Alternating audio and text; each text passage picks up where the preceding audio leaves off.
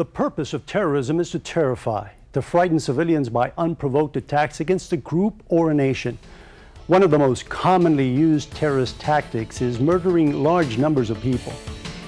The white supremacist Buford O'Furrow was sentenced to life without parole for his shooting of 5 people, including 3 children at a Jewish community center, and for shooting and killing a Filipino-American postal worker.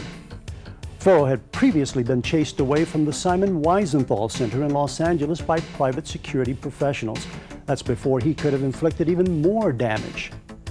In 1999, a terrorist by the name of Ahmed Rassam attempted to cross the border between the United States and Canada. Rassam was carrying explosive materials in his car that were later determined to be intended to blow up the Bradley Terminal at Los Angeles International Airport. Fortunately, U.S. Customs agents became suspicious of Rassam's hesitant answers to their questions and took him into custody. Rassam was sentenced to 130 years in prison.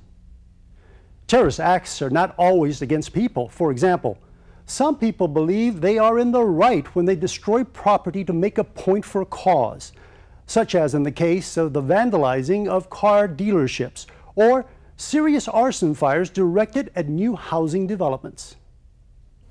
Some extreme environmental and animal rights groups have adopted new and often violent tactics.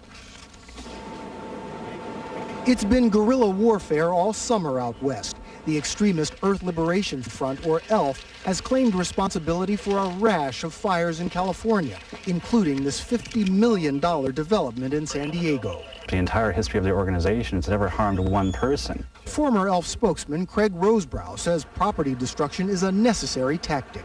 And the goal is economic sabotage, is to try to inflict maximum economic damage to entities that are destroying the natural environment. And it's not just environmental extremists. Equally stealthy animal rights radicals also are turning up the heat with an escalating rampage of destruction. In all, these extremists claim more than $100 million of damage across the country. Animal rights activists bombed this Bay Area biotech firm, released 10,000 mink in Washington. Environmental extremists are taking aim at new targets, SUVs and Hummers, torched near LA, peppered with BBs in Houston, tagged in Santa Fe. They're not proving a point. All they're doing is making people angry.